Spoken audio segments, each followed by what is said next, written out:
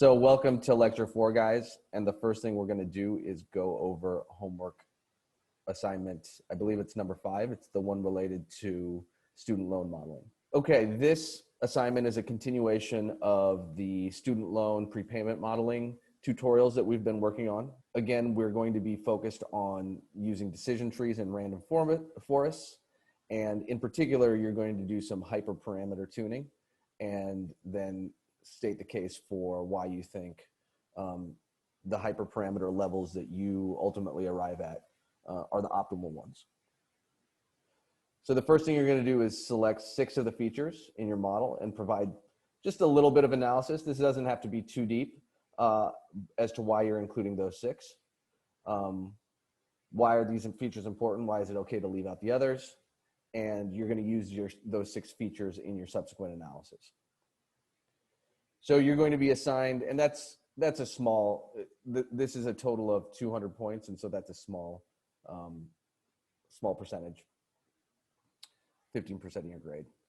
So you're going to be assigned 1 hyperparameter for a decision tree classifier, and it's one that we haven't gone over yet, and so I want you to have the experience of digging into the documentation a little bit and just figuring out what a hyperparameter does, what it means, and then convey that to me in 1 or 2 paragraphs. It doesn't have to be super long, but then more importantly, or more significantly in terms of time, is perform an analysis to recommend the optimal value of that. And then you're going to do the same thing for a random forest classifier. So just a few words of guidance. These models can take a long time to run depending on the values of your hyperparameters. So I definitely recommend getting started early. The starting parameters for your decision tree are going to be a max depth of 10, and you set the random state to 0, just because there is some randomness that is built into those, even the decision tree. And I'm actually not sure why that is the case. It probably has something to do with the implementation of the minimization, would be my guess, because decision trees are deterministic. And the starting parameters for your random forest classifier are going to be n estimators equal to 10, and again, set the random state to 0. That's more obvious because they are random forests by definition, so there's obviously some randomness involved. In order to do the analysis for the hyperparameter levels to choose, I'd like to use you to use a 5-fold cross-validation, and use the F1 score, the expected balance ratio, and do also measure the run times, because if you get slightly better performance for a significantly longer runtime, that's not a good thing. And if you want to get creative, you can consider other metrics. You can make up your own. I made up the expected balance ratio, so feel free to show some creativity. Definitely not a requirement. And think about the hyperparameters in the context of variance bias trade-off. Which values make the model more or less flexible. Be sure to comment on those for both decision trees and random forest. And do focus on quality of communication. One of the most important parts of data analysis and data science is conveying your results in a good way. Your graph should be readable and labeled. And your code should run without any intervention from the grader, as per usual. If your code takes a long time to run, make sure you create intermediate data sets and just comment out the code that actually creates the data set and put the intermediate data into CSV files. So that's pretty much it. I think most of the code to get you kind of started is in the tutorials already, but hopefully you build on that. Before we move on to the tutorials, I want to grab a couple of white papers that these tutorials are based on and talk through them a little bit. And it is the Measuring Historic Volatility and the volatility modeling and trading. So the next portion of the class, and also the content of the project after the student loan hyperparameter tuning project, is going to be about volatility estimation. So given what has occurred in terms of volatility, realized volatility in the past, how can we predict future volatility? And how good are the various prediction mechanisms? So this is a paper, and we won't go through it in great detail, but I wanted to give you a little bit of a sense of what a white paper looks like. And I would say this is a good example of a white paper. It's that is pretty short in nature. A lot of them get right to the point. They do a little bit of analysis, and they're pretty easy to read, pretty easy to follow. And then they give a bunch of sort of specific results. And there are definitely white papers out there that I have used to just basically copy down formulas and implement into code. And this is one of them. And you're going to see in the tutorials that we basically implement these various ways of estimating volatility: the close to close, the Parkinson, the Garman-Klass, the Rogers-Satchel, etc.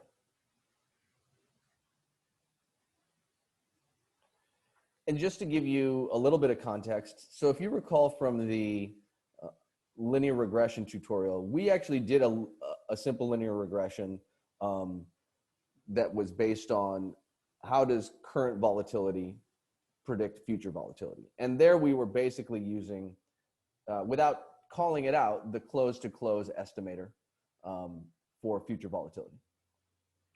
But there are other ways of estimating volatility, and we will go in detail about how to implement those. And we will also do an analysis based to see which ones perform the best for SPY.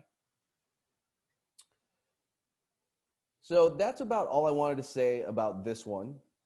I would this is a short read. I would highly recommend reading it over, and also just getting used to the style of these sorts of papers, because being able to dig into these kinds of papers is going to be very useful in your career. And I've done it a lot over the years. Okay, so the next paper is called Volatility Modeling and Trading. And I think this is a really good example of a white paper, number one, and two, of also how to set up and convey a data analysis, especially in the context of finance. I'll get to the punchline here, and then we can kind of work our way backwards a little bit and just see how he set up his analysis. So if we go to page, what page is this? 40? 41. So here's basically the analysis that we're going to try to reproduce, and that you're going to continue on this analysis for your exercise. So there are all these various volatility estimators that we could choose from.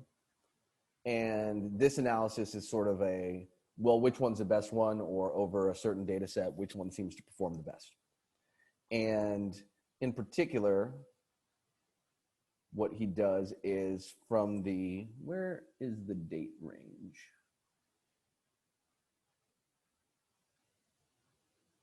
It's listed here somewhere. I'm just missing it. I have it listed in the spreadsheet. I'm sorry, not the spreadsheet, the tutorial. So I think it's roughly from 2000, let's call it 2004 through 2016, thereabouts. He does an analysis of estimating weekly volatility. So he'll take information from the previous week, and then he will use it to predict volatility for the following week, much like we did in the simple linear regression, except instead of you doing just close to close, he uses a variety of these estimators. He does something interesting here, which I don't know if I would do it, but so there's various ways of estimating volatility.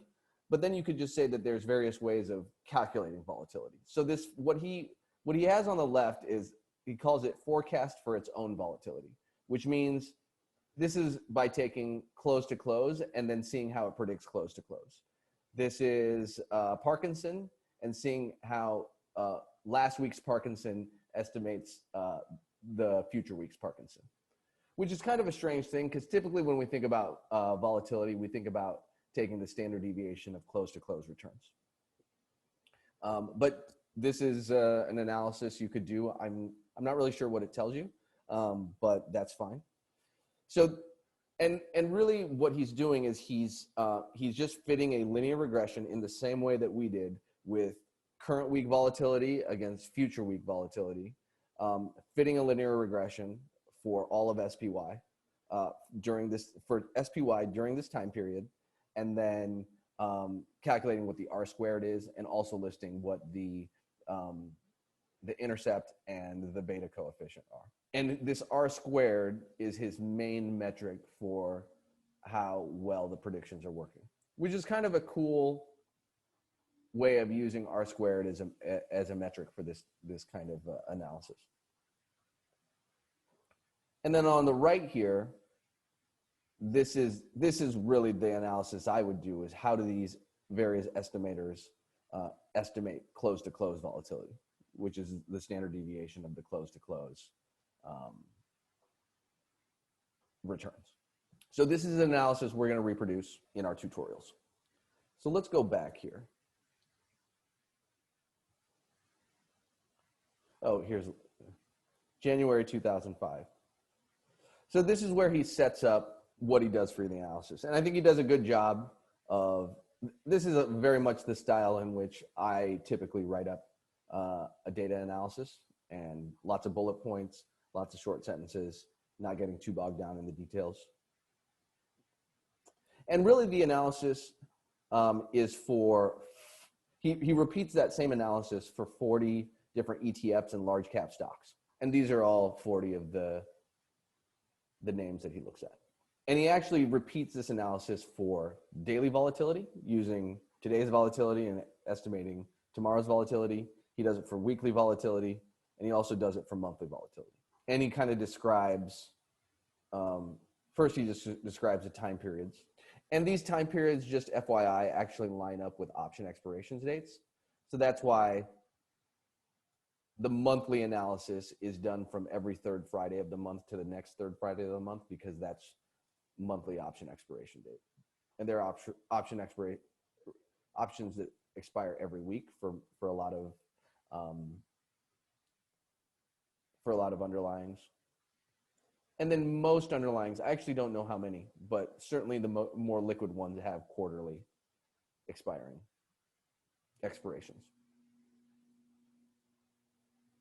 And then he also sets up sort of a point system for determining, because really what he wants to do is assess how well these estimators work over a variety of these assets. And so, or over the set of the 40 assets in aggregate. And so he has to set up some kind of metric for taking all of the R squareds associated with each individual asset and then combining them into a single score so he can rate them. But before diving into the big all 40 at once and all this and that, he first does it for a single underlying. And I think this is a very effective communication technique, because, you know, all this stuff, it's pretty straightforward, and especially if you're deep in performing the analysis, after a while it becomes very second nature to you.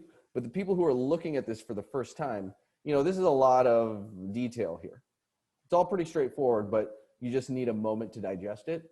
And usually when you rattle off a bunch of backtest parameters and how you set things up, it's kind of hard to follow. So it's good to go through a simple iteration of it for a single underlying in this case, and then do the combined analysis later.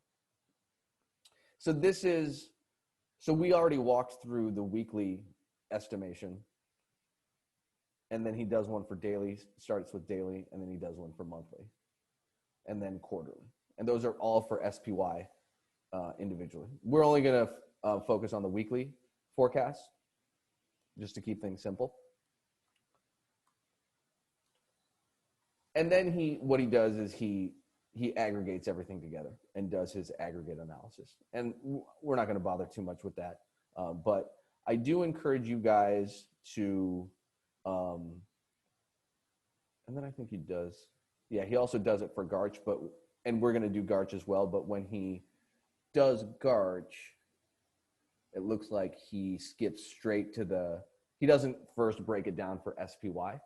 He just goes straight to the combined analysis, which I think is good too. If he, again, went through step-by-step SPY for daily, monthly, weekly, or daily, weekly, monthly, that would almost be too much detail, and you might just bore your audience, because it's going to be a pretty smart group of people who are even able to stay awake through something like this. So I would recommend you guys read through page 48. It probably seems a little bit daunting, but it's really big font, and there's a lot of spaces and things like that. And I think it's just a good job of breaking down an analysis, giving the right amount of detail to start off with. He starts off with defining returns, and that might be simple, but it's good to give everyone a refresher and let you know let them know exactly what you mean by the words you say. Okay, so that's really it. And again, let's go to page 40. We're again going to implement these various estimators in our code, and we're going to calculate R-squareds and the intercept and coefficient and see how our numbers compare with his numbers. And the punchline is we tend to be pretty close, not quite exact, and I'm not sure where the discrepancies come from, because I use the exact same time period as he does. Okay, let's go ahead and get to it. So we'll go to tutorials, volatility forecasting. In this tutorial, we're going to be implementing a variety of estimators for forecasting volatility. A lot of the background information about those estimators can be found in these two white papers, which I've assigned as reading. And our main goal is going to be implementing the code for these volatility estimators. And in order to test our work, we're going to be attempting to replicate some of SEP's result.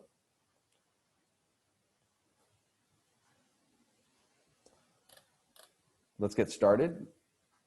And we will first import the packages that we'll need. Import pandas as PD. Import pandas data reader as PDR. Import NumPy as NP. Import sklearn. PD options. Display max rows equals 10.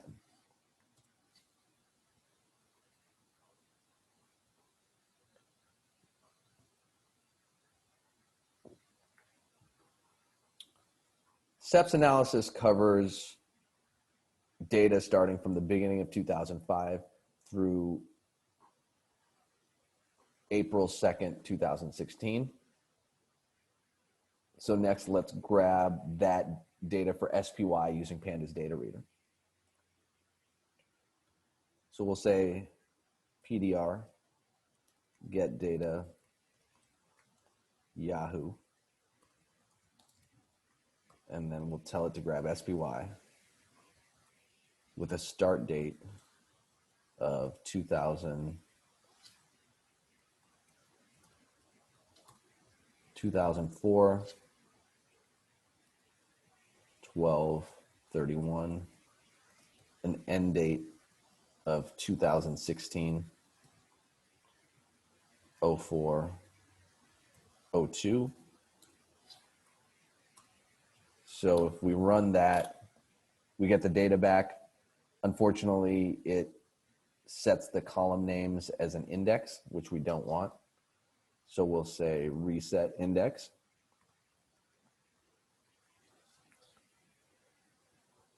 And I'm going to assign it to the variable dfspy. We'll print that down here. And then I'm just going to do a little bit of wrangling where I'm just going to change these to all lower cases. I don't like spaces in between. And I don't like to use the column name date because that's typically a reserved word for a lot of things. So I usually always change it to trade date. So let's do all that now. dfspy columns equals dfspy.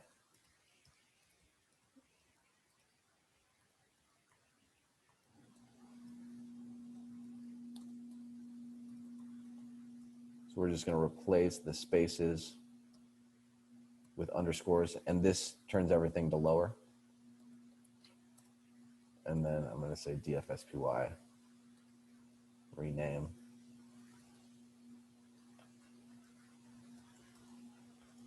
Columns equals date, trade date, in place equals true. And then I'm also going to stick in a new column. I'm not sure why I do this.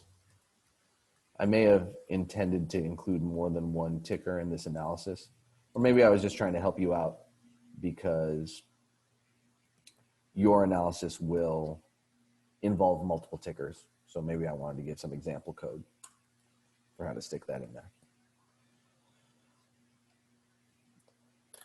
Okay, that is our sort of kernel data set.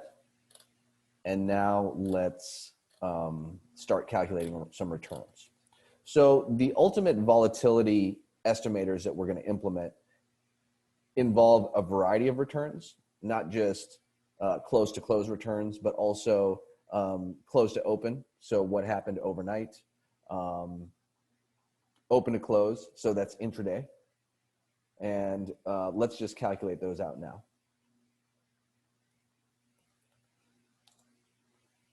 Close to close, dfspy. I'm just going to call that daily return equals np log dfspy.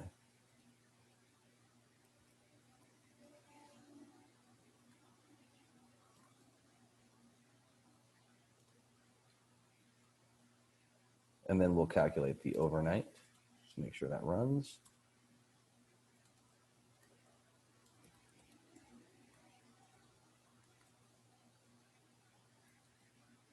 We'll just call it overnight.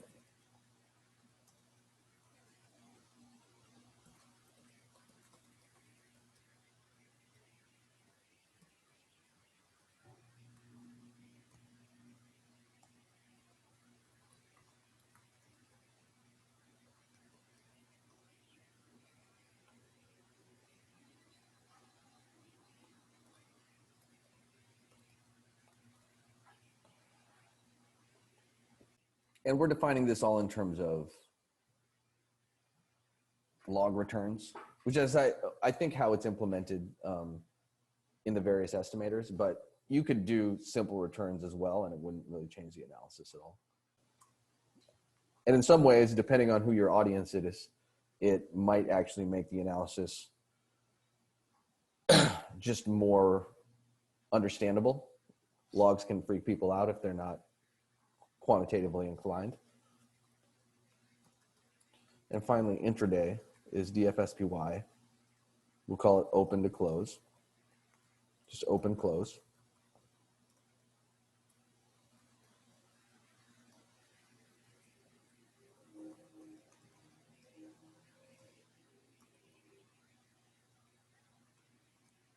Minus np log dfspy open.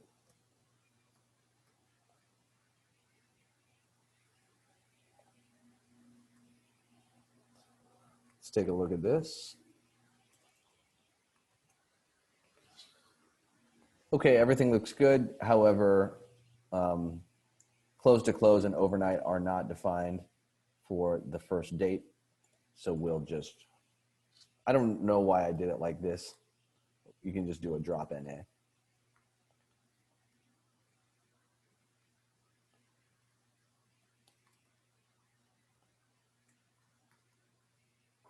Oh, need to reassign.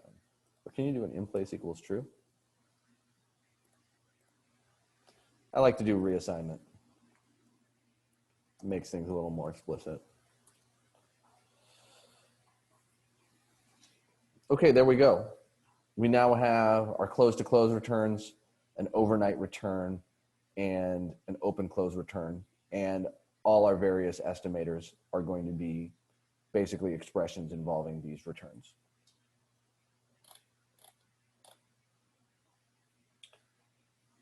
The next thing we need to do is a bit of date organization. And I find that when I'm doing a historical analysis of any kind, this is actually a pretty important step. It always takes a little bit of time to kind of figure out how you need to organize dates. So we are going to be organizing our data into weeks because it's a weekly analysis. So we'll add a column to DFSpy that allows us to group by weeks. And the key thing we're going to use is this dt.weekday attribute of the trade date column. And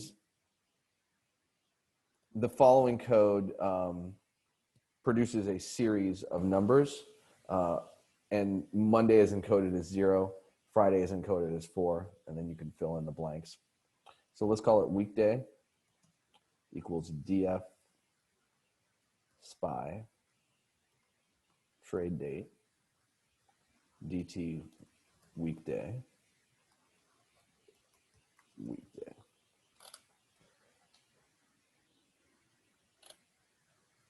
Okay. So now that we have the day of the week for each of our dates, I'm going to write a simple little for loop that has the effect of creating a week number for each week. So we'll say week num equals ix week equals 0. We'll say week num append ix week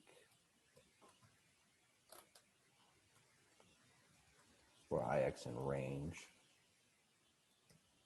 We're going to let it range through the entirety through the length of the data frame.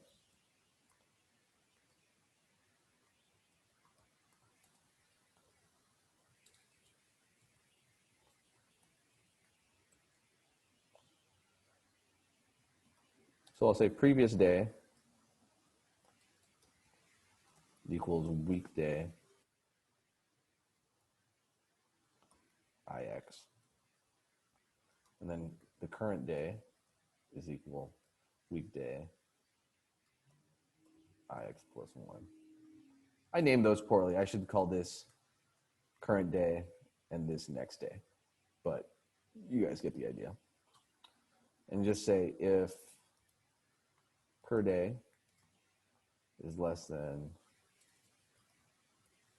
previous day, which only occurs if you go from a Friday to a Monday, then ix week equals ix week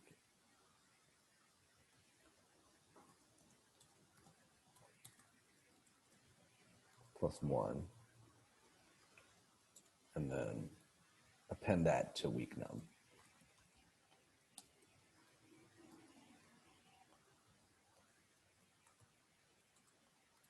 And then let's turn it into an array.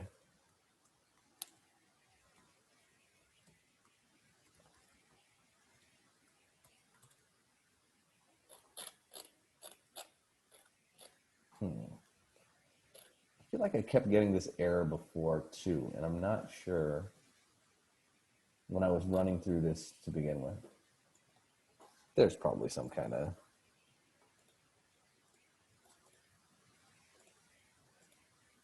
I don't remember, this didn't seem to help either, but then I'm not sure what's going on.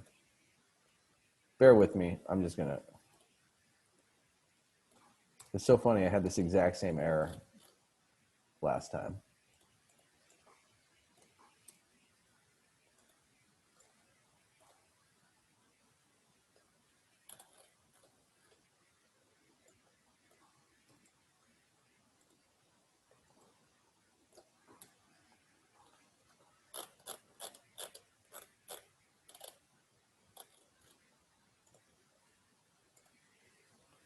Let's just restart the kernel.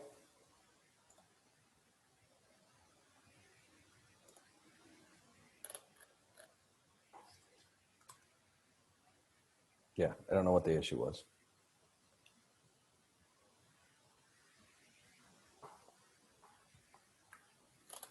Okay, so now we have an array that represents a week number.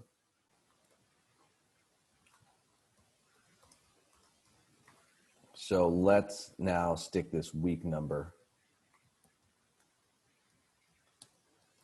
into our data frame.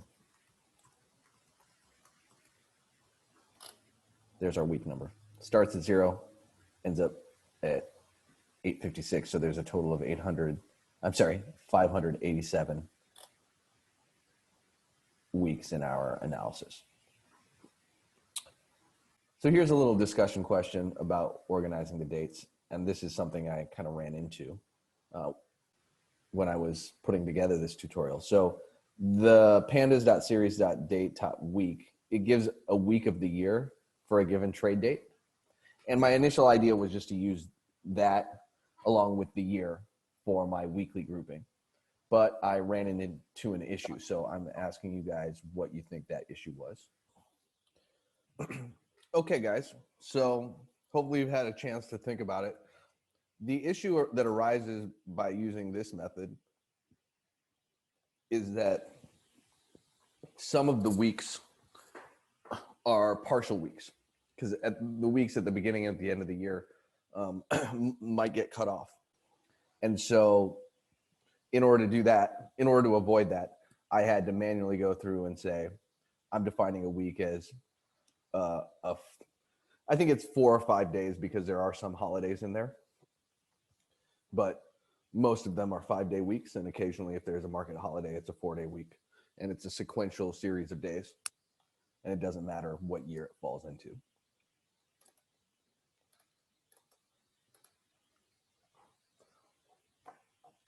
All right, so now that we have in DF Spy, we have weekdays or week number.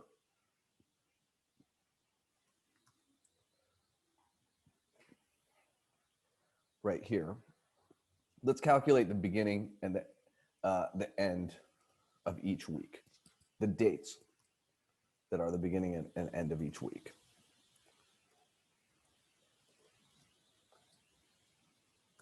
We'll say group by week num as index equals false, trade date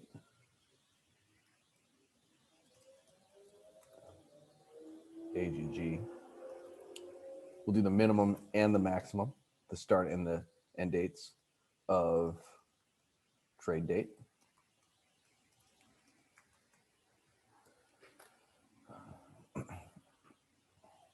I thought I set as index equal to false, so why is it doing that? Anyway, it doesn't matter. We can reset the index. So let's rename the min and the max to week start and week end.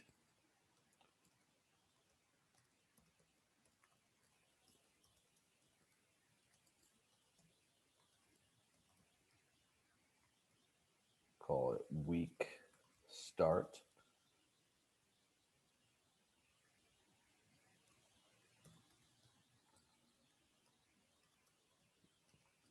Week end.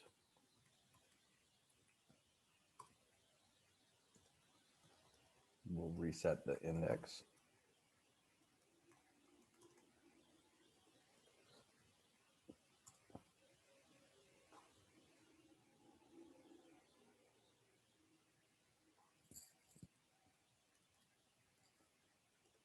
And we don't actually need this. I think Panda started behaving a little bit differently.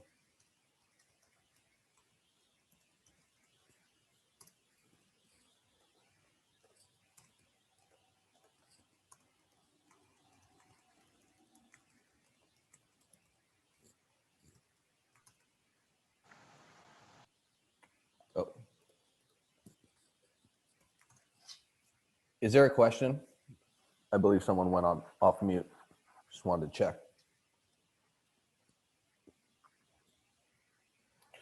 Okay, so those are the week start and week end. And let's merge that into DF Spy because we don't have week start and week end in here. Merge DF start end. So now we've got the week start and end there. And let's reassign.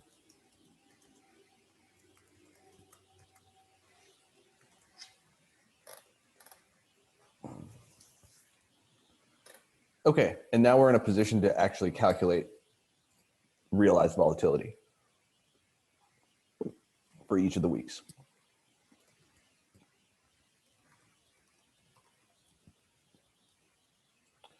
Let's do the method chaining first. DF Spy, group by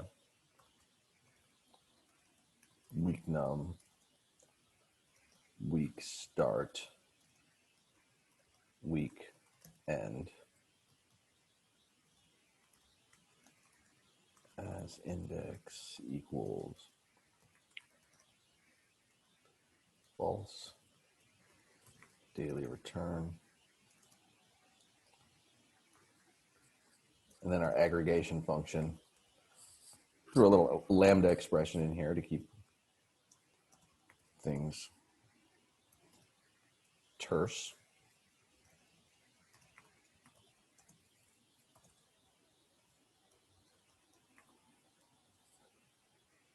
Multiply by the square root of 252 to annualize the number. Run that. Oh, lambda.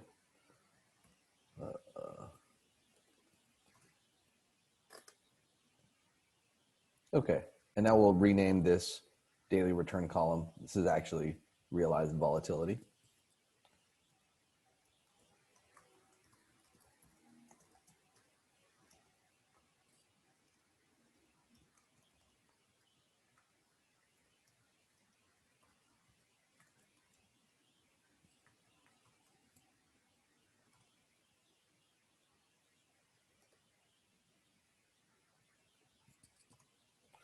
DF realized.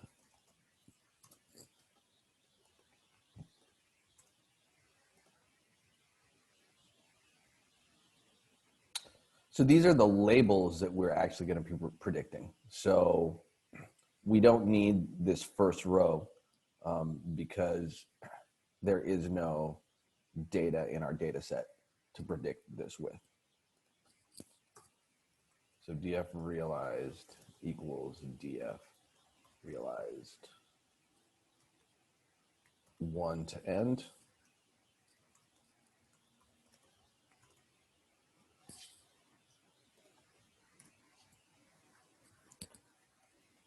All right, we now have the realized volatilities for each of the weeks that we have data for. And these are going to represent the labels that we are going to be trying to predict.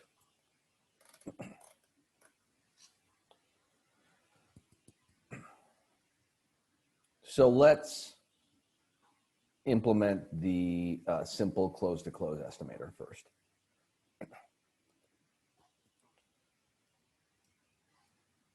So we'll call it close-to-close.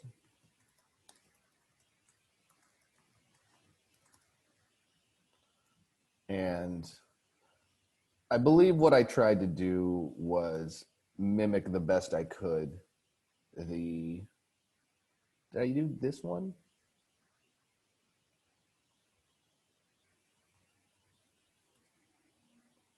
Or did I use SEP's notation?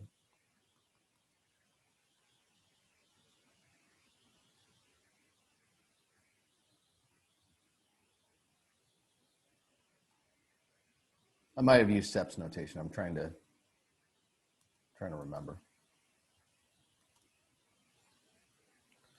So it's going to expect a vector of returns or an array of returns, or so we're going to take the size of that. That's the number of days in the return in the volatility estimate that we're doing. R bar equals R mean, and vol equals NP square root 1 divided by T minus 1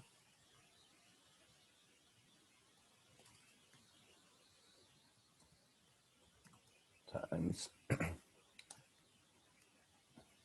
R minus R bar squared.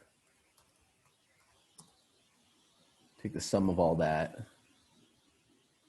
And then what do you do here?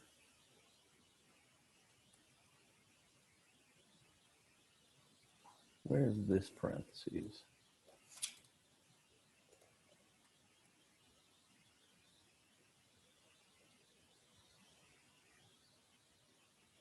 Oh, that's right.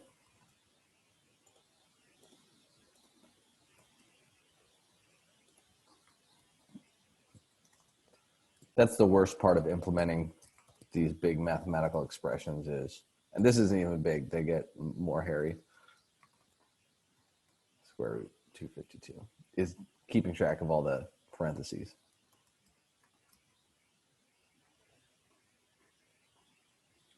Let's double check our work here.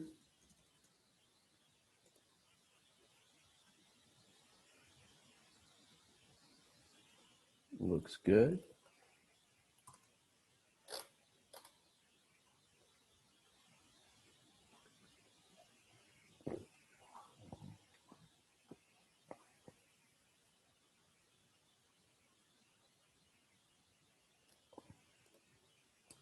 So now we can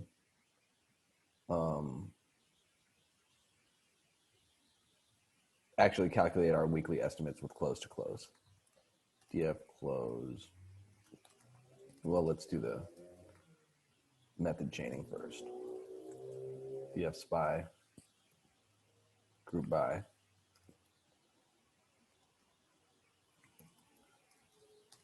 week num, week start, week end.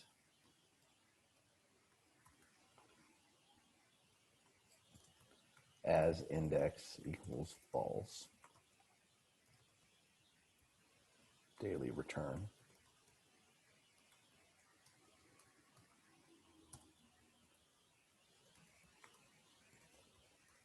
We're going to aggregate with close to close, our user defined function. And then we're going to rename some columns. Well, let's just make sure this runs first. Great. We're going to rename daily return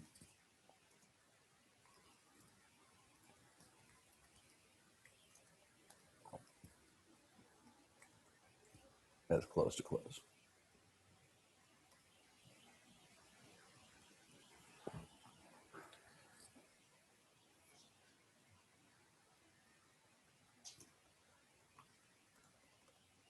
Assign this to a variable.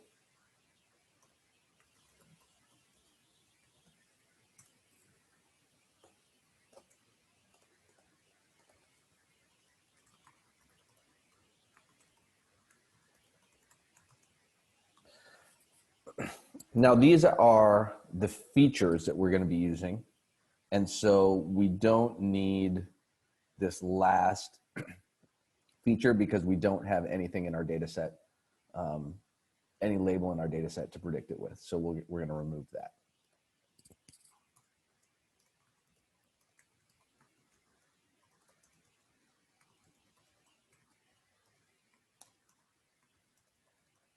Then you can do that with this. expression here.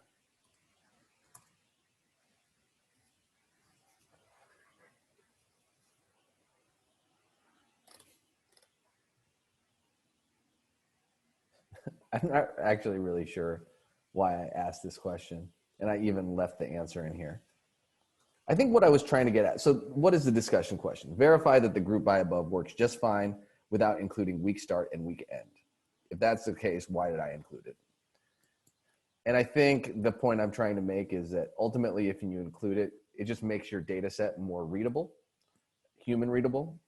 And it requires a little bit of typing. And I find that professionals as well as students oftentimes will not worry about what is kind of most human readable, but rather what minimizes the amount of typing in the moment, which I think can cause problems down the road.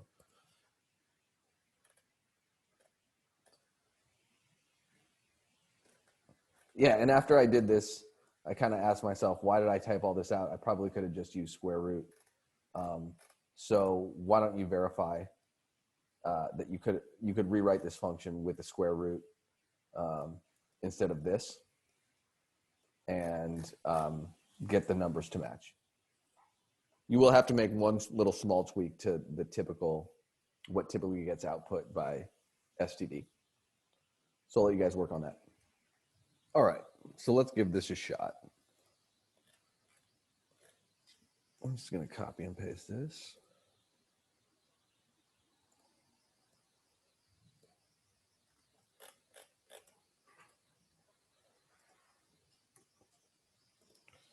Well, STD.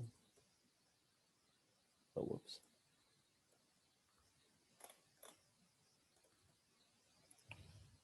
We'll just replace this with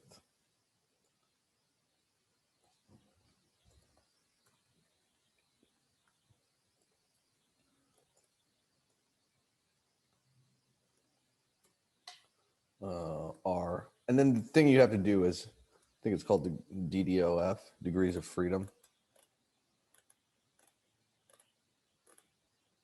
On here.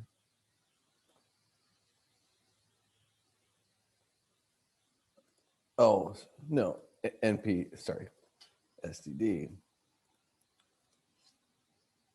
There we go, DDOF. To change that equal to 1 to make sure this is T minus 1.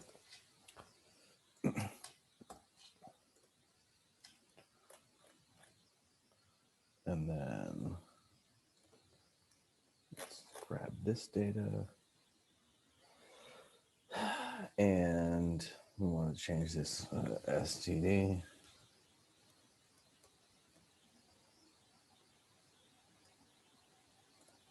Call it.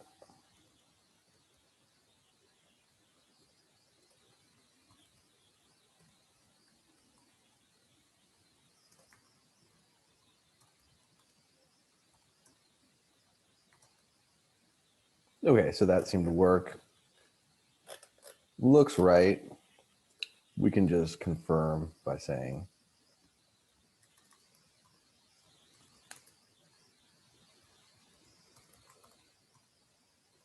just sum up everything.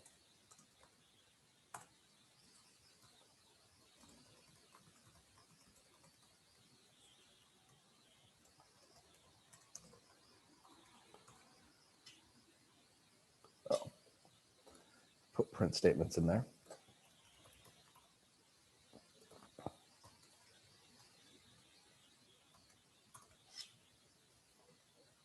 Oh, what did I do? Oh yeah, I forgot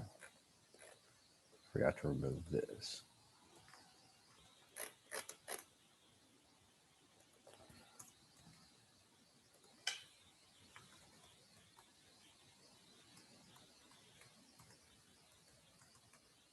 There we go.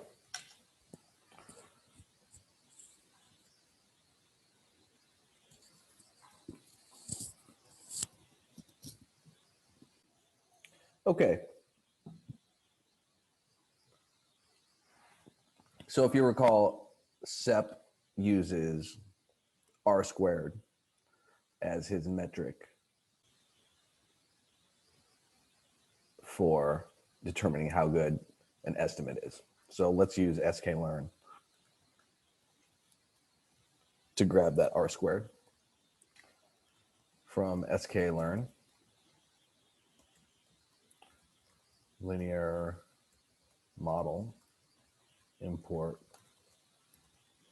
linear regression, model regression equals linear regression fit intercept equals true.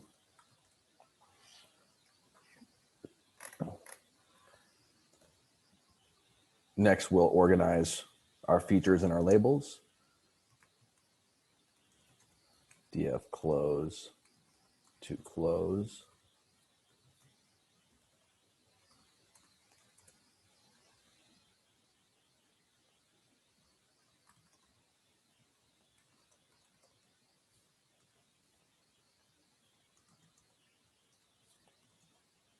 And then our labels are realized vol, the realized vol.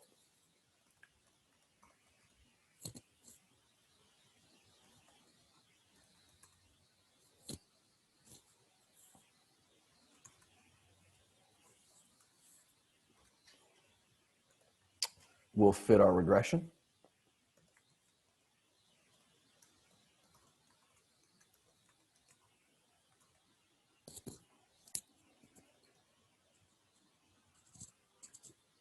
And then we can check the score.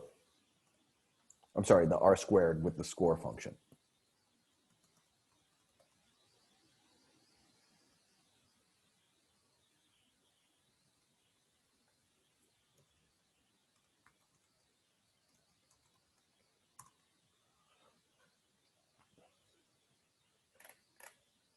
And we can print our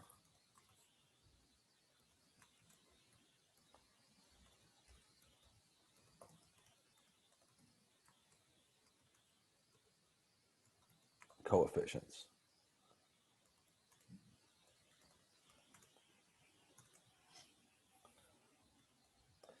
So let's compare our numbers to SEPs.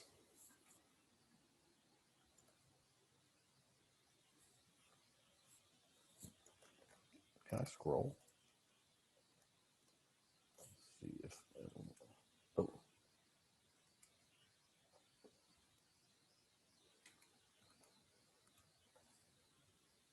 Yeah, I don't know why. Doesn't like doing that. Okay, so he got an R squared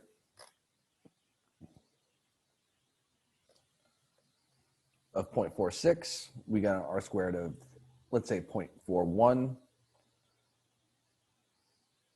His intercept was 0.58, 0.058. Ours is 0.05, let's call it. And 0.049, we'll call it 0.049. And his beta was 0.48 and ours is 0.57. So I'll just let you ponder on how you think our results compare to his. My thoughts on this are that I think when I set out to do this, set up this tutorial, I was hoping that I would be spot on just because we have the exact same time period and the same data. And I'm not sure why there should be a discrepancy. I believe I use close prices and he might have, which doesn't account for dividends, and maybe that makes a difference. But I think I tried redoing it with adjusted, which should take into account dividends, but it still didn't make that much of a difference or really any difference. This is data grabbed from Yahoo, which is known to have some issues, but SPY is such a liquid name that I don't know why there would be massive issues. So in any case, for me, I think it's close enough that we know we're on the right track and that we have similar data, but obviously we're not dead on.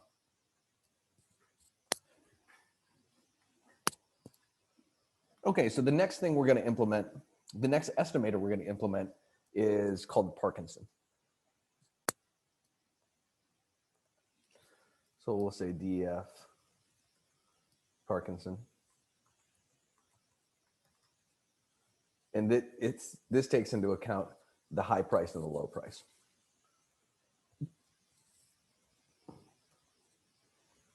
So again, we're going to take in two columns of a data frame. That's what it's expecting. And the number of rows is the number of days. So we'll say high equals HL high, low equals HL low. And I don't feel like typing this all out, so I'm just going to copy and paste this one. And return vol.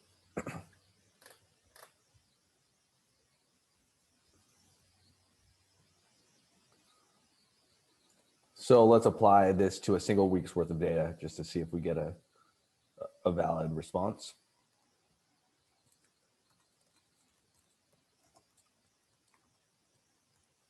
So we'll do it for week num equals 1 or 0.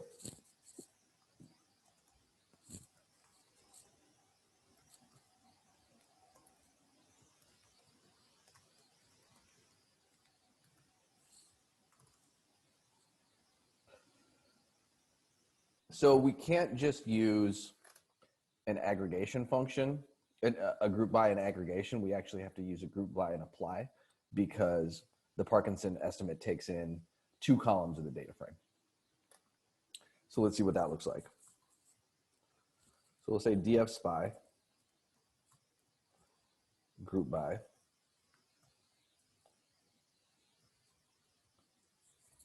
week num, week start, week end.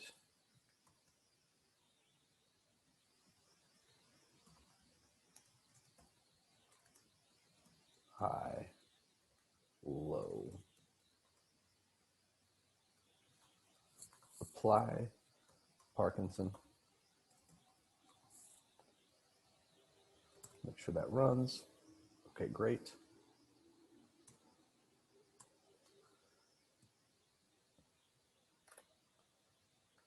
I'm not sure what kind of data structure this resulted in, which is one frustrating thing about pandas is that you're not always sure what you get out when you do group bys and aggregations. So I think 2frame will set that as a data frame.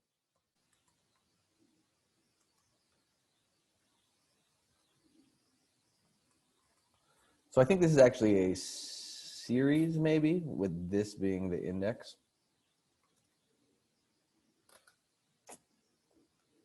And then we'll rename that column.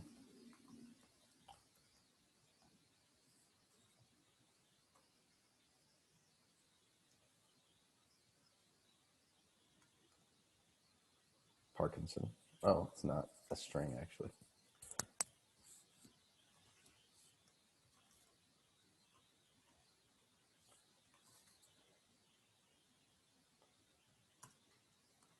You can remove the first column.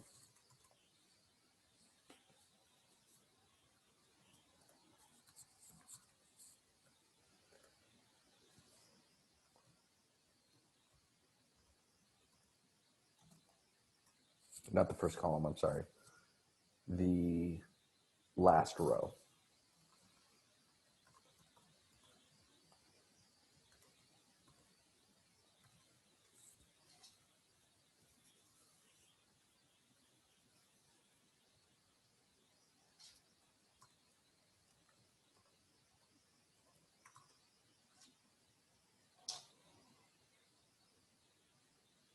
No.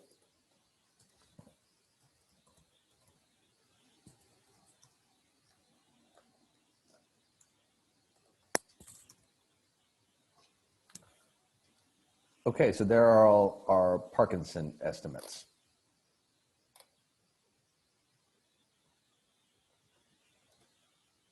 And let's fit our linear regression from sklearn, linear model, import linear regression. model regression, linear regression, fit, intercept equals true.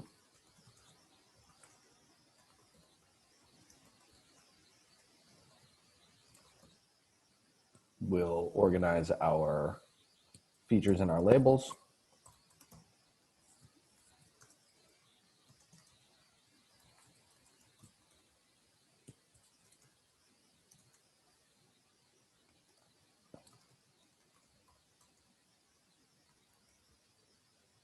And our labels are realized vol.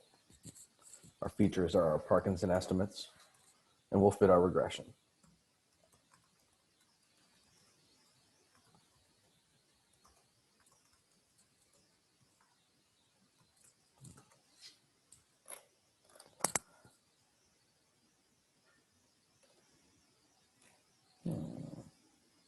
Oh, I see.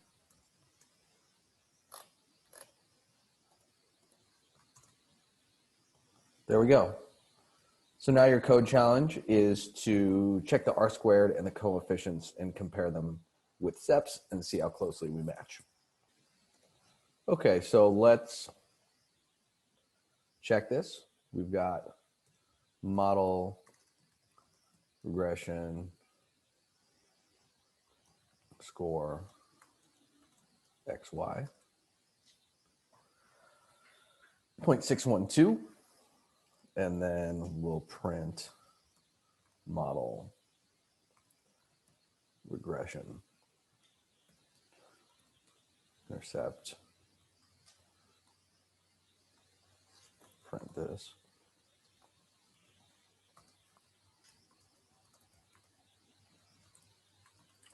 Model regression coef. All right, so an R squared of 0.612. Let's check what SEP had. Parkinson, 0.6. Okay, so that's right on the money. And then an alpha of 1.3, he had 3.2, and a beta of 0.93, and he had 0.72. So again, the R squared seem reasonably close, and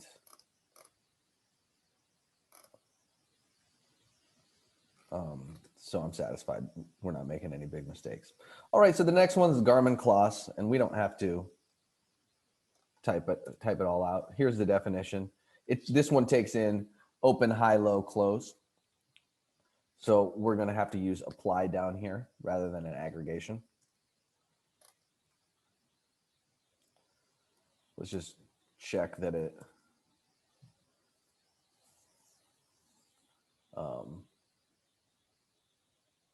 produces one number, so everything looks fine.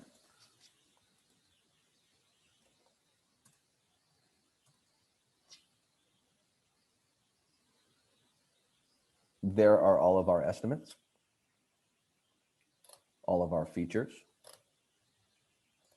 And then we can say from sklearn linear model import linear regression, model regression equals linear regression fit intercept equals true, x equals df Garman-Klass.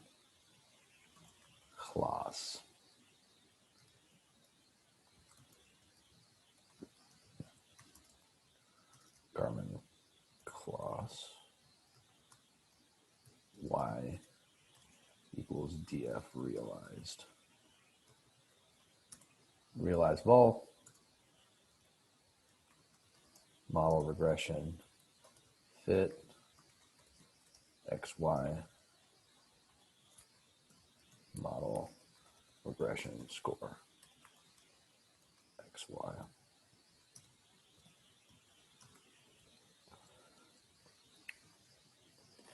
0.613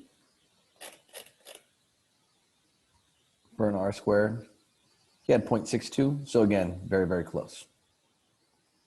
Looks reasonable. Okay, so your guys' code challenge is to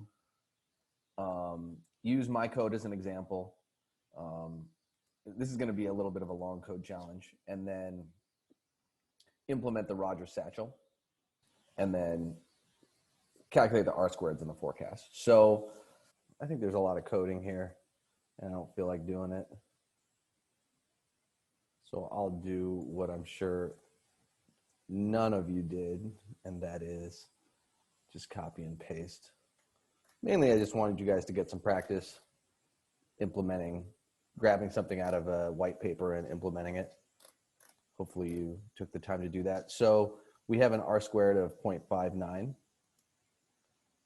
versus SEPs, which was 0.62. So again, close, but not perfect.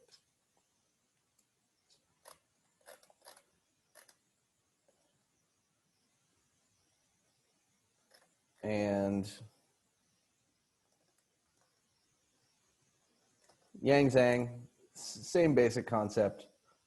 It's a little bit, it takes into account overnight and some various things, and you actually calculate variances, but I didn't run this.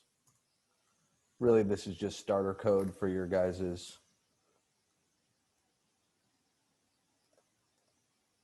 homework assignment.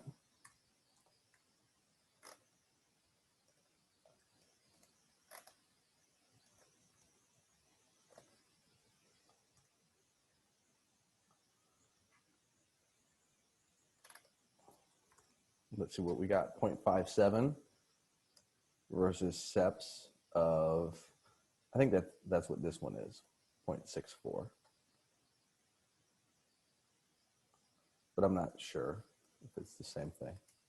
Anyway, so there's a handy identity for R squared. We may have talked about it before, but go ahead and Google what a handy identity for R squared is based on things that you've probably already seen, and we will, there was the answer. But anyway, hopefully you guys were able to find in Google that R squared is equal to the square of the correlation. In a simple linear regression, it's the square of the correlation between the feature and the label. So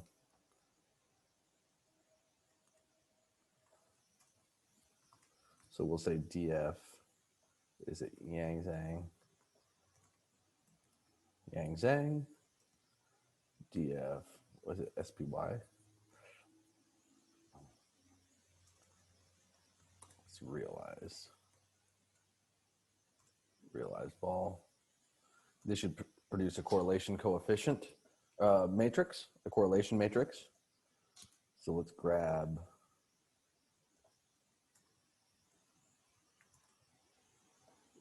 one of the off,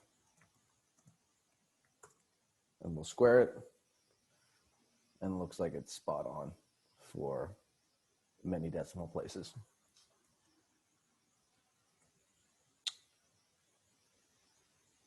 Are there any questions?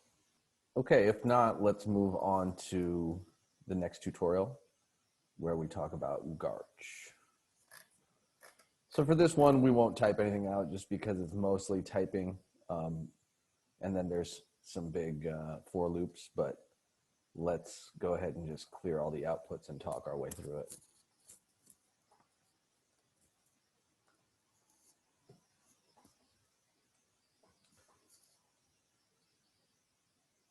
So as we've talked about before, financial asset returns exhibit volatility clustering, also known as volatility regimes, as well as mean reversion. So what this means is that high volatility periods are followed by high volatility periods, low volatility periods beget low volatility periods, and that volatility doesn't either converge down to zero and stay there or diverge up to infinity. And GARCH models are time series models that are popular for capturing these characteristics of volatility. So what we're going to do in this tutorial is implement a GARCH 1.1 model using the ARCH package. And in the spirit of machine learning, we're going to think of GARCH as a prediction mechanism, and we'll be interested in determining the performance of GARCH relative to other prediction techniques. And that's in fact what you're going to do in your homework. And this notebook, again, as most of my notebooks, are focused exclusively on implementation. So we're not going to be digging into the mathematics or statistical details of GARCH, which I think you've probably covered in previous courses. But there are some references at the end. And I believe this paper is in there. Does anything beat GARCH 1.1? Let me make sure it is. Yes.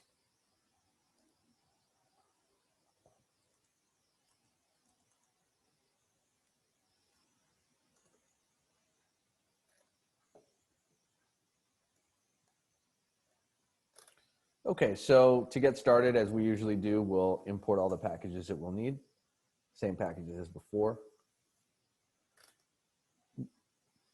We're going to grab the data we need with the get Yahoo data, and we're going to go through the same time period as in the SEP paper.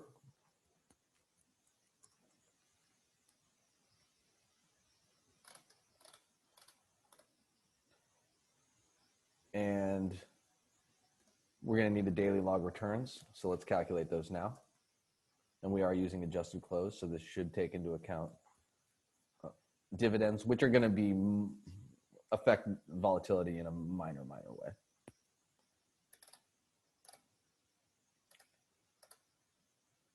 So this is the code that creates the week number that we're going to use to ultimately average over.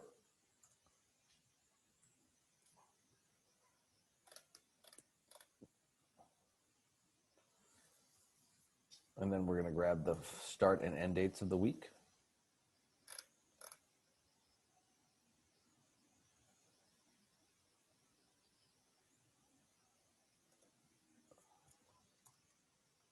And finally, let's join the start and end dates to our original DFSPY data frame.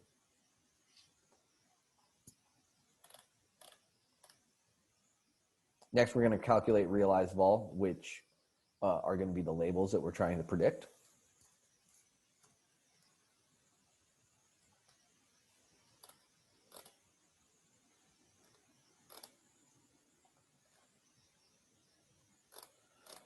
So for the previous predictions, we would only use one week's worth of data to generate our estimator or our predictor for the following week. GARCH works a little bit differently, where you need to use a large amount of historical data to fit your model to. And the general rule of thumb that I've read is that you should use somewhere in the 5 to 10 years worth of data range, and we're going to use 10 years worth. So in order to do that, we're going to grab all the training data that we need. So we'll go back to 1994.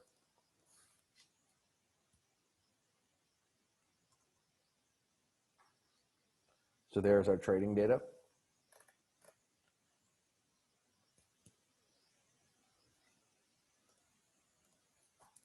And then we'll calculate our daily returns for all the days in our training data.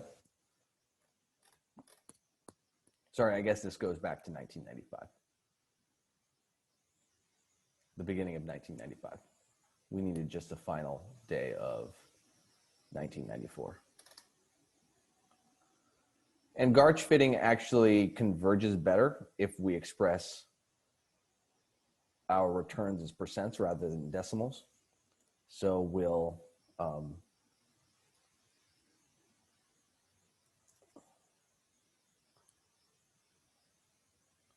create a series that consists of returns.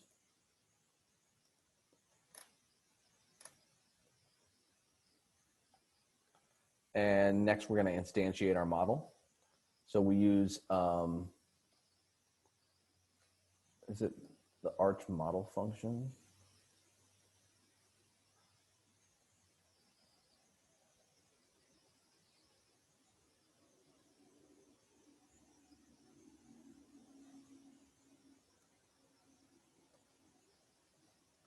Where do we?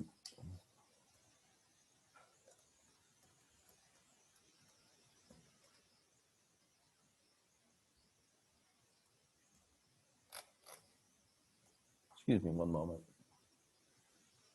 Oh yes, so we didn't import the entire function, the entire package. We just grabbed the ARCH model from the ARCH package.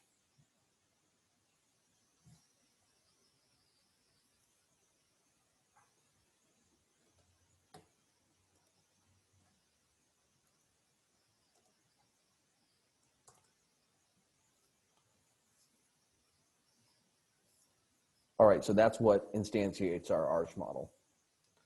And it's actually this code that gets run.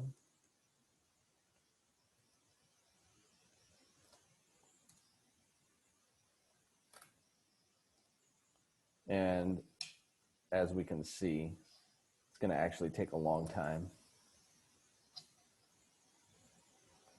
It takes a while to run. So that's why I just wrote it to a data frame. So just keep that in mind that this does take a while to run. So for your homework assignment, don't dilly-dally. Let's run all above. So here we have our forecast, and these are actually daily values for variance.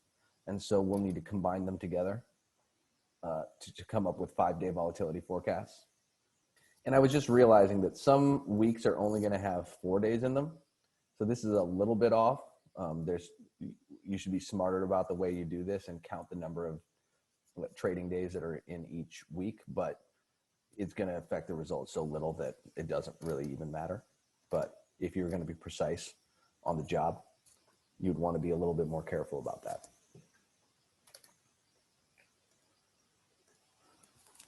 So we'll plot our forecasts. And they do look reasonable. I don't have the dates here, but for sure this is 2008. And if we had the pandemic, we'd have a similar type of spike.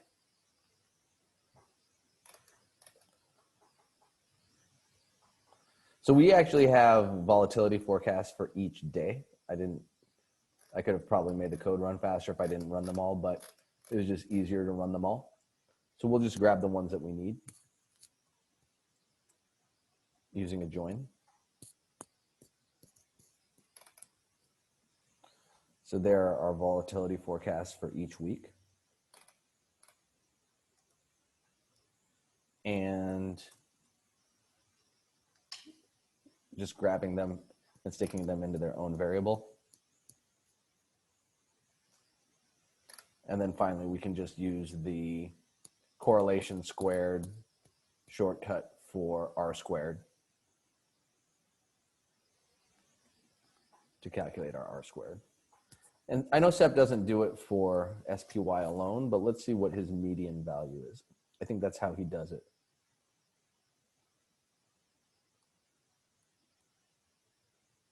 Does he even list the median value? Okay, so the median value for weekly close to close is 0.46. Our value was 0.56. So in the ballpark, not quite close, but recall this is the median R squared over that entire 40 asset universe. So that's all we had for this tutorial. Any questions on that? Okay, let's walk through your assignment. Okay, this assignment is to do an analysis, a comparative analysis of the various volatility forecasting methods for a collection of underlines or a collection of stocks. And we're going to use all the ones that we've implemented. So you have starter code for all of these. And there's a list of ETFs here. I don't know how many there are. 34, but you don't have to do it for all 34. We also have option volume, and I'd like you to select the 10 ETFs that had the highest option volume in January of 2020, and that's going to be the universe. So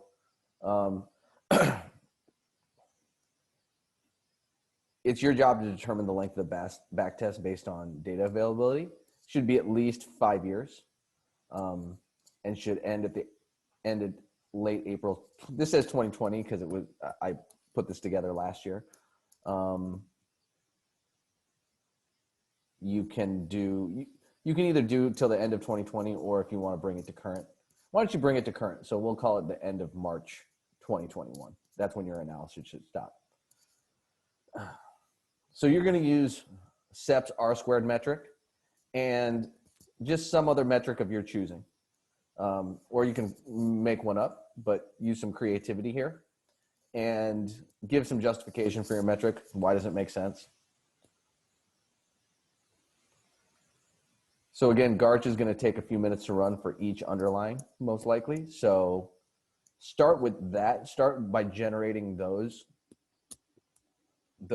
estimates just to make sure your code is running correctly and that you have time. And save your GARCH forecast in a CSV.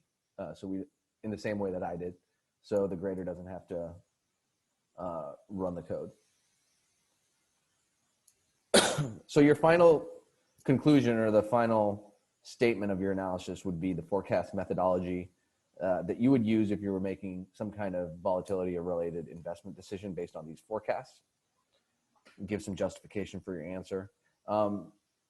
Again, focus on readable prose, good communication style, and have at least a couple of visualizations, 1 to 2. And you're going to be graded on communication quality as usual, and put everything in a Jupyter notebook. All kind of standard operating procedure at this point. Are there any questions? All right, then let's move on to the next tutorial. Okay, so that is downloaded. One thing that I forgot to mention is, I don't know if I've put,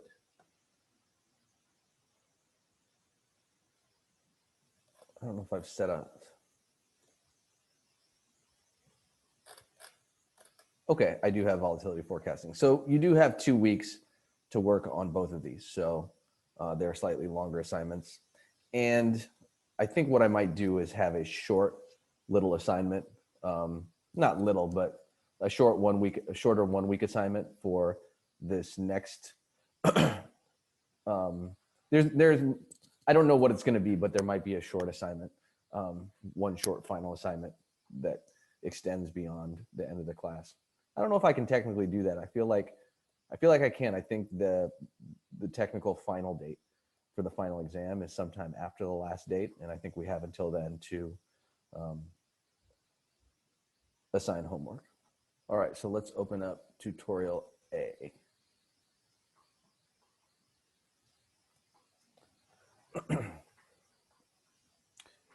So these next two tutorials, I'm sorry, these next 2 tutorials are going to be about predicting option volume. And actually it's going to be about predicting option volume ranking. So here's the context. So the function of an option market maker is to provide liquidity on options exchanges. And I worked at an option market maker for a little bit, and we had just started working on this problem as I was leaving, and we were starting to kind of build some machine learning models around it. I was there at the very early stages, but some of this is kind of inspired by that work. So at any given time, an option market maker is willing to buy an option for a price that's slightly lower than what they think is fair value and sell that same option for a price that's slightly higher than that fair value. So they'll buy or sell a given option. There's going to be a little spread between the price that they'll buy and sell at, and that's kind of the profit that they make. And they're willing to do that for hundreds of thousands of different options at any given time.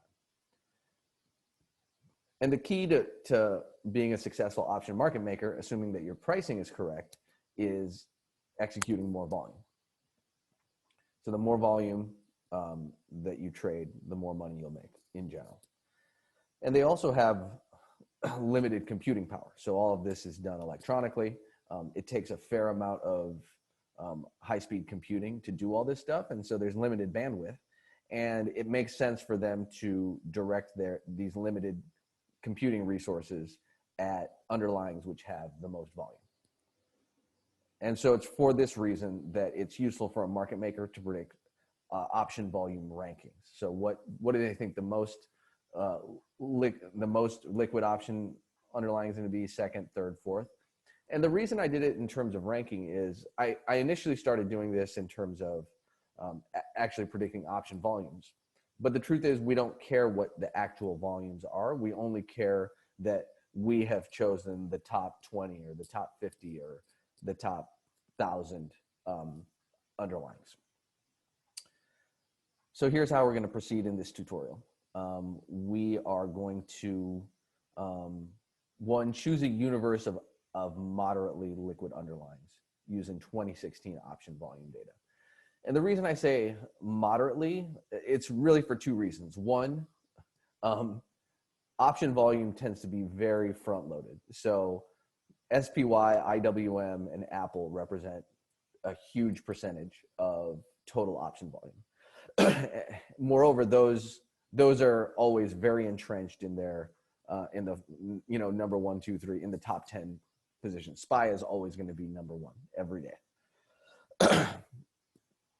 And also it's also true that for most option market makers, they don't make a ton of money in those super liquid names. In a sense, those names are so liquid that they almost don't need option market makers. They still do technically, but it makes sense that spreads are going to be compressed there.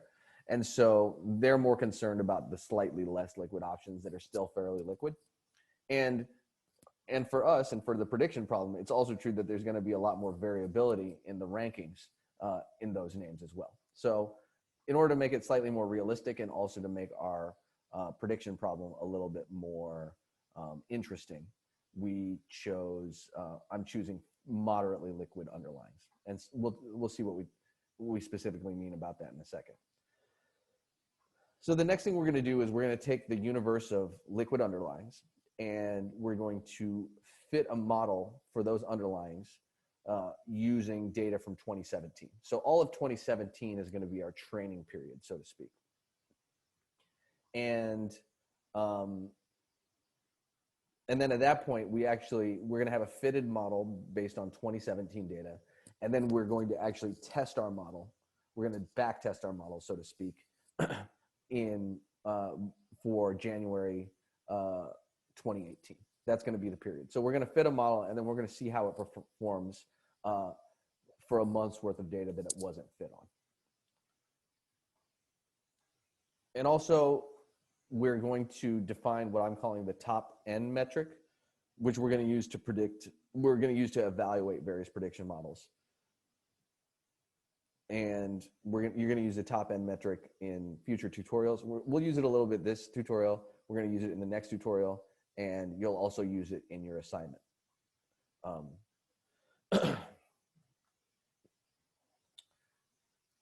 And again, with this one, there's a lot of hairy code that isn't all that enlightening. So I'm just going to clear all outputs and we're going to walk through it.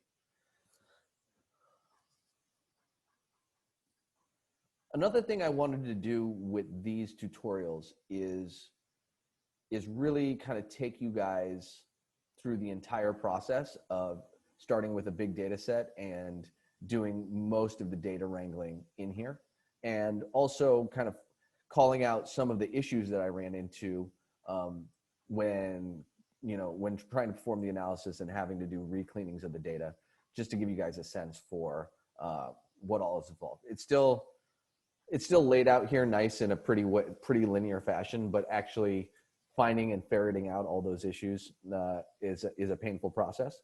But I wanted to give you guys at least some sense for it. So we're going to import the packages we need. It's going to be pretty straightforward: NumPy, Pandas, and scikit-learn. We're going to grab 2 data sets, stats and stock quotes. and they're pretty big data sets. I'm definitely going to have to pare them down before I put them up into GitHub, or else they'll yell at me. So DF stats consists of volume, open interest, implied volatility stats for all the available underlyings. And it actually goes back to 2006, it looks like. And this is big. It's at what, 14 million rows? So we don't need nearly all that data, but I just didn't want to clean it up. And then we have stock prices. I believe from the same period. It might be a smaller period just because I didn't.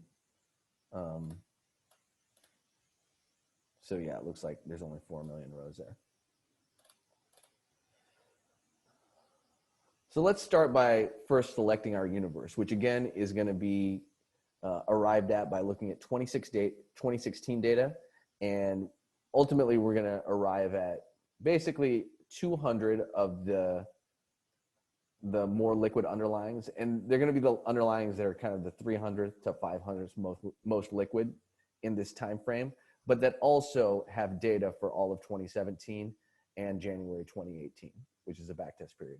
And that's actually a little kind of nuisance that I ran into, is that from time to time, there's just missing either stock data or stats data for all these. And so this bit of wrangling here actually is what kind of handles that issue. So the first thing we're going to do is just grab the 2016 data. And then we're going to calculate the volume ranking. So first we calculate the average daily volume, and then we do a ranking of it through 2016, through all of 2016. And initially what we're going to do is we're going to grab way more underlyings than we actually want. We're going to grab the 300 first to 700, so 400, but not all of these are going to have all the data. So we're going to just grab the most liquid ones in here that do have data for our entire period.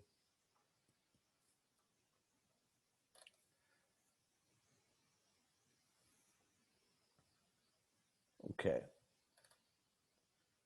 So the next thing we're going to do is grab data from DF stats for our training period and our analysis period. So let's take a look at that.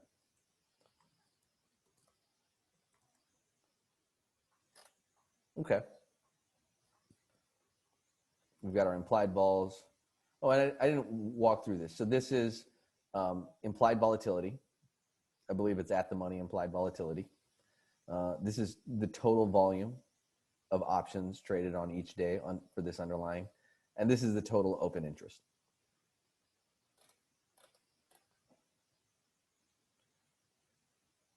And so let's see what this bit of code does. So we start with our big universe, our raw universe. We join in our DF stats, the volume and volatility stats. Then we join in the stock data. Drop anything that doesn't drop our NAs. So then we want to count the number of rows of data that exists for each symbol.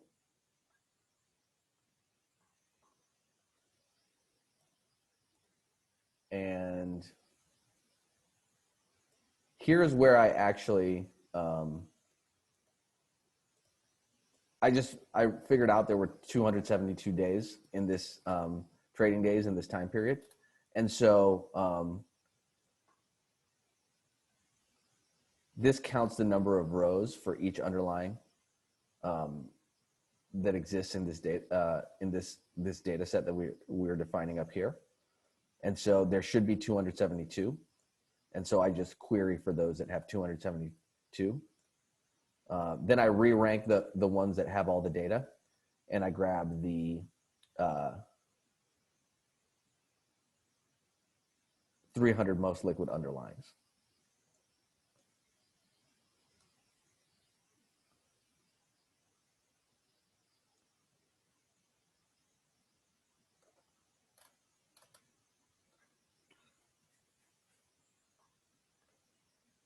think I wanted to, this should say 600. Anyway, no big deal.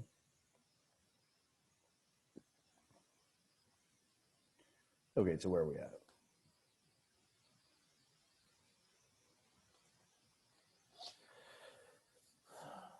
Okay, so that was the first kind of piece of wrangling that I had to do. Was I just noticed there was some data missing, and so that's something that I typically do early in an analysis. The first draft of an analysis is I'll just not worry about missing data, and just limit myself to things that have don't have missing data. That's a pretty common trick that I do. So the next thing that I realized is that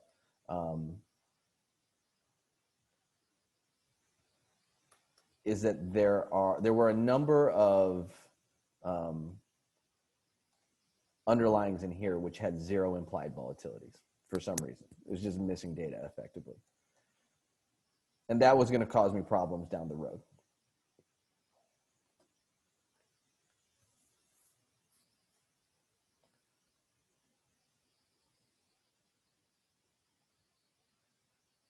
And so here's what I did. So if we look here, there are a number of, there's actually a fair number, 45,000 that had zero implied vols. Not a lot of volume in a lot of these, so it's not surprising that there's probably some missing data. So I did something crude, and I just said, I'm going to set all of these to the mean non-zero implied vol over the entire data set. It's a little bit crude. There's probably better ways to do it. You could do average vol over the given underlying. I just knew that it's not going to really affect the analysis that much, and so I didn't really bother. So that's what I did to take care of the zero implied vols.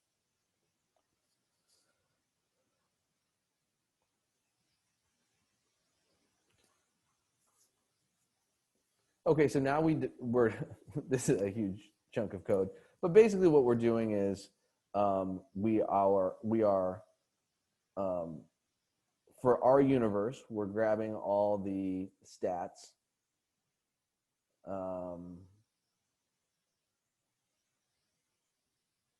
and then we are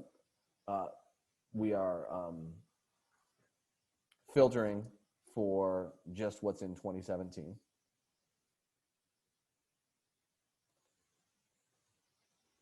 And then we're constructing a bunch of features that we want. So I said implied volatility, change in implied volatility, lagged change in implied volatility,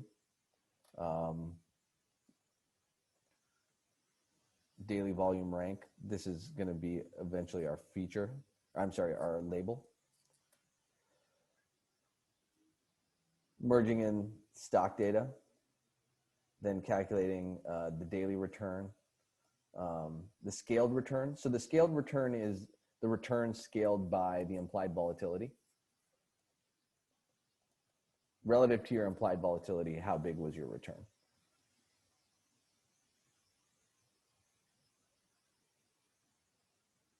And then one lag and two lags of that, the actual rank itself. I'll let you guys read through that. It's kind of self-explanatory. It's just, oh, it's kind of hard to read. Okay.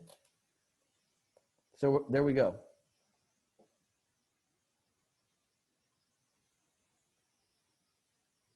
Those are our various features. And this is for the training data.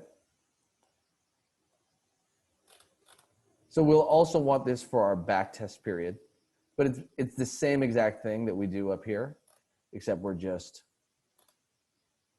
filtering differently in terms of the date.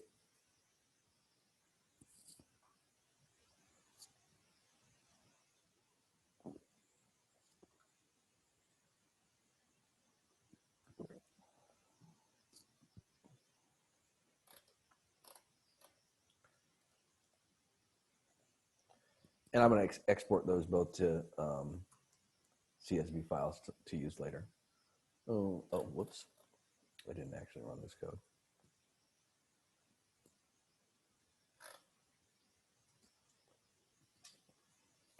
Are there any questions thus far?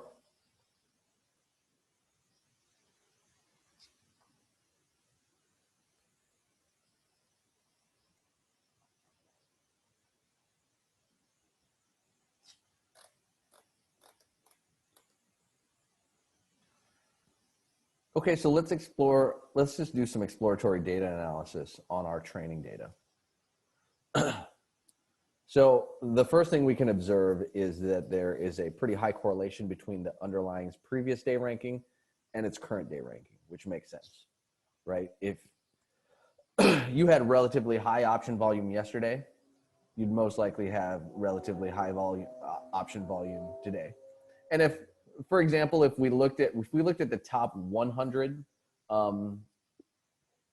underlyings, this correlation would be something like 90%.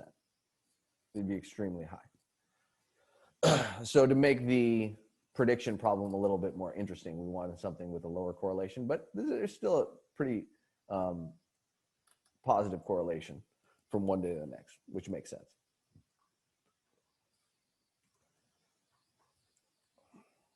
Another thing we can see is that there's a fair amount of reversion to the mean, which means if you had a jump in your rank yesterday, you're probably going to decrease back to similar levels that you were before, and vice versa. And that, again, I think makes intuitive sense. And let's see what that correlation is. It's going to be a negative correlation, but it's a correlation of 4.3. So the backstory of this analysis was that I wasn't sure if it was going to be better to model rank changes versus just trying to predict rank changes versus trying to predict rank. And I thought rank changes would actually be better, but it turned out that actually predicting rank in terms of later metrics that we talk about in a second, it is performs slightly better. And there's also a higher correlation between these two, so it kind of makes sense. And spoiler alert, this is the most predictive thing, that your rank from your previous day is the most predictive thing of your rank from the next day. And in fact, it's after trying a lot of different things, it's hard for me to do a ton better than that. So I wonder how things are going at Wolverine Trading, if they've come up with features that are more predictive.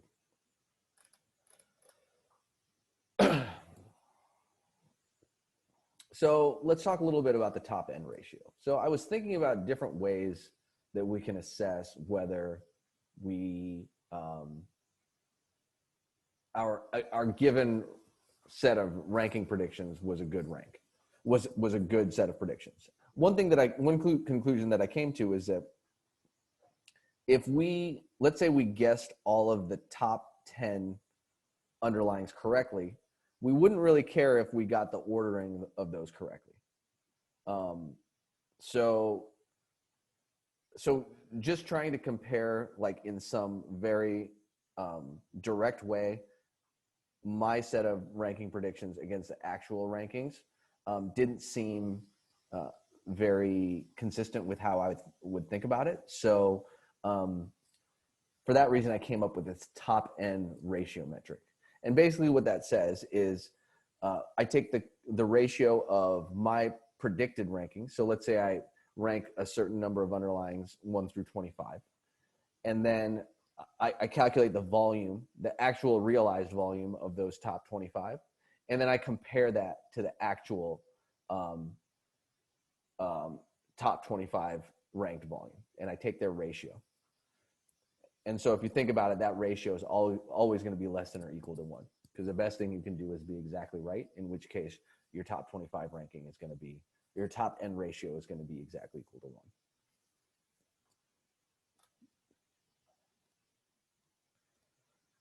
So that's what this next user-defined function does, is it calculates the top n ranking during the backtest period. And so if you put in 25,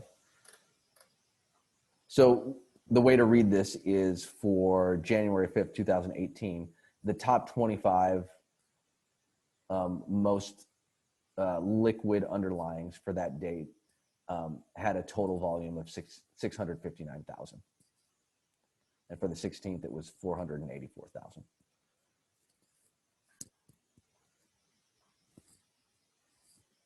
Are there any questions?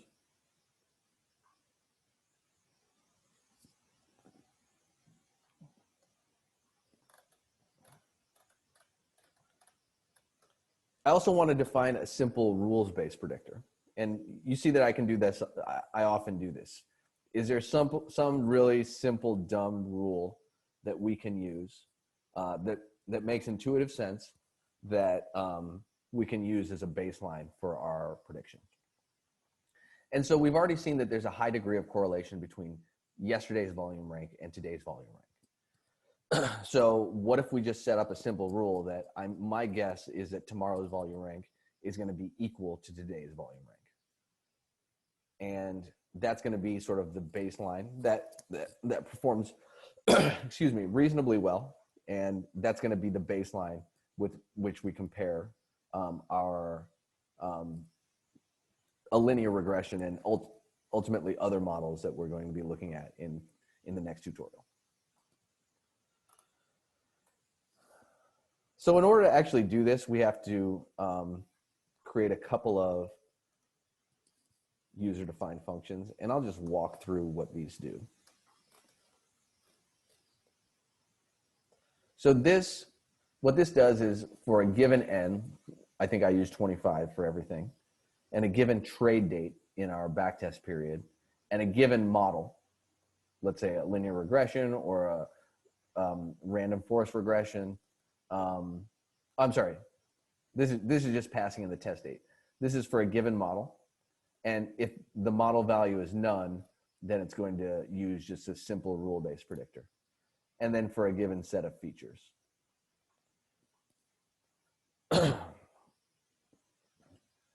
So what it does is it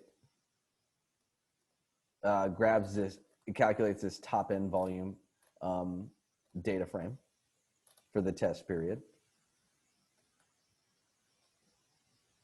It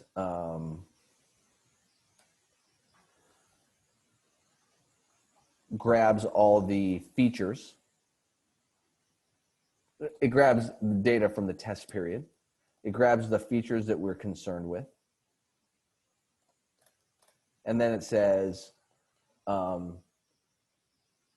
if it's just a rules-based prediction, then, if the model is none, it's just a rules-based prediction. It says, my prediction is the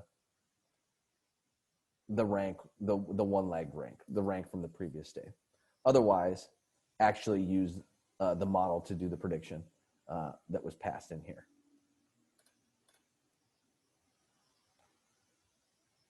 And then we're going to sort DF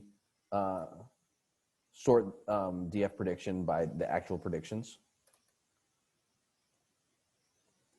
We're going to sum up the top end, so it's going to be 25 for most of it. And then we're going to grab the actual volume.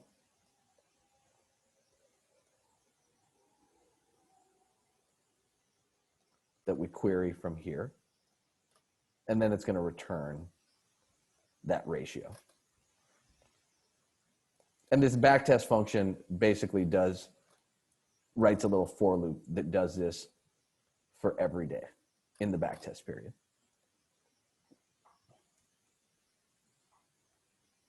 And spits out a result.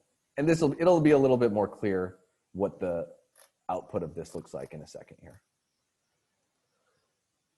So the first thing we're going to do is just see what the simple rules-based model did. And so here was the top 25 volume top 25 ratio. This should say ratio, I'm sorry. Anyway, this is the top 25 ratio.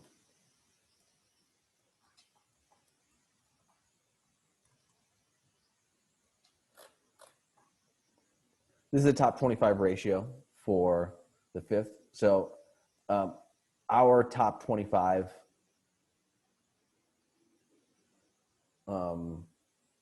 predicted underlyings captured 76% of the actual top 25 most liquid underlyings volume. And that's for each of the days. And then we calculate an average. And just to get a sense for kind of how much spread there is and take a look at the min. The worst it did was 40%, and the best it did was 76.8%. And then the next thing I'm going to do is fit a linear regression to the rank from yesterday and also the rank from 2 days ago. And let's go ahead and just fit that regression. And let's do a back test with that linear regression now. And we do slightly better, 0.624 to 0.593. And so, but the standard deviation is a touch lower, just a little bit. And both the minimum and the maximum do get closer to 1. So it seems like there's a slight improvement, but, and the spoiler alert is I try a bunch of different things in the next tutorial, but I don't seem to get much better performance than 0.62. So, so hopefully in your guys' exercise, someone can beat me, and it'd be really exciting to get in the 70s, but I certainly couldn't do it with my fiddling around. So